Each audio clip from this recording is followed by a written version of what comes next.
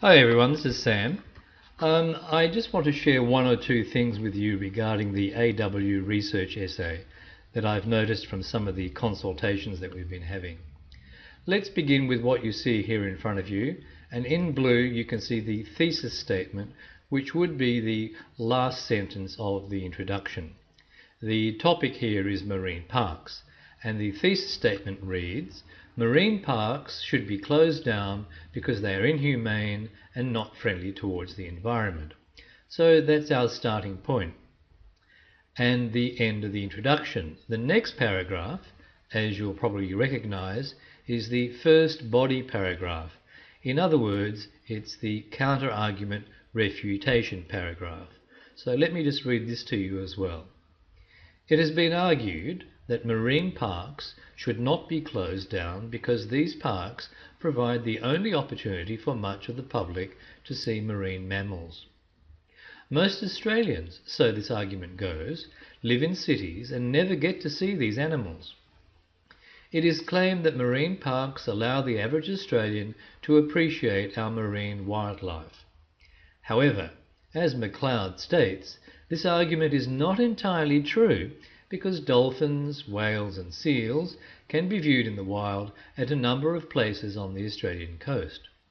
In fact, there are more places where they can be seen in the wild than places where they can be seen in captivity.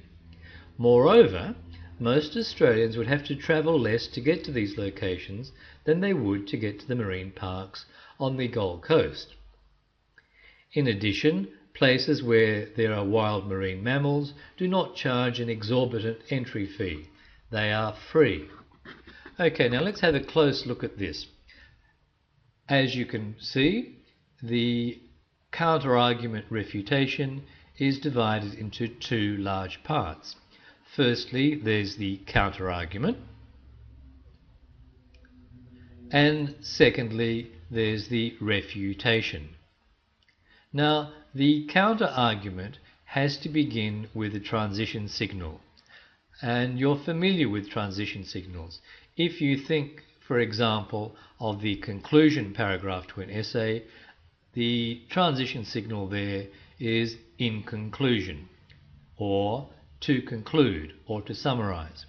Well, in the argumentative essay, the counter-argument refutation paragraph, the counter-argument also has a signal, and the signal that you use will depend on whether or not you have actually seen or read the information, or whether the information just comes from your own mind.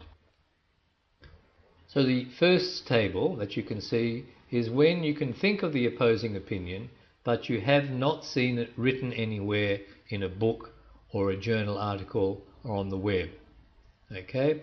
Then you can use "it may be argued that," "it could be contended that," "it might be said that," and so on.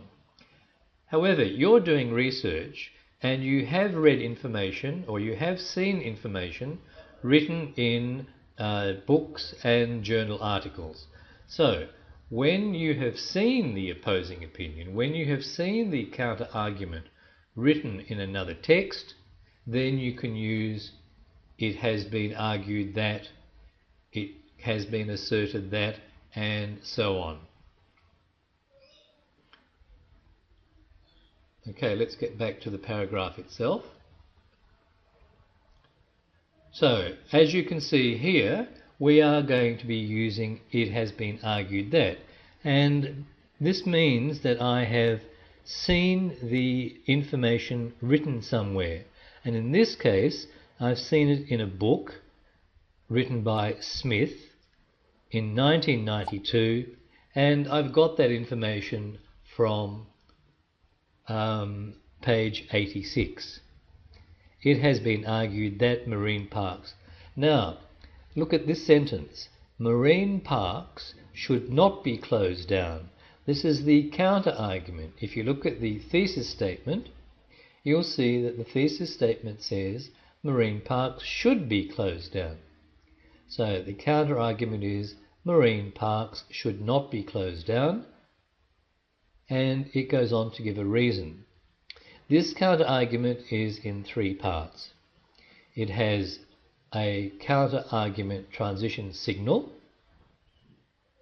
It then has the counter-argument position statement. And finally, it gives you the reason for the counter-argument position statement. After that, the other sentences are supporting sentences for the counter-argument reason.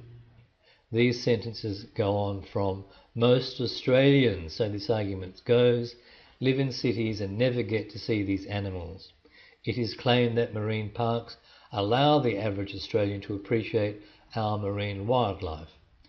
And in fact, strictly speaking, where you can see it is claimed that, we should really put in a reference there, because this means that we have seen the claim written somewhere, either in a book or a journal article. So this section is the counter-argument. The second section is the refutation. Now the counter-argument talks about the opportunity for the public to see marine mammals.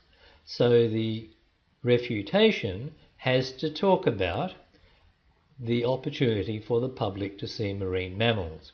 And it has to show that this argument, this counter-argument, is weak or wrong or not true. Let's read it.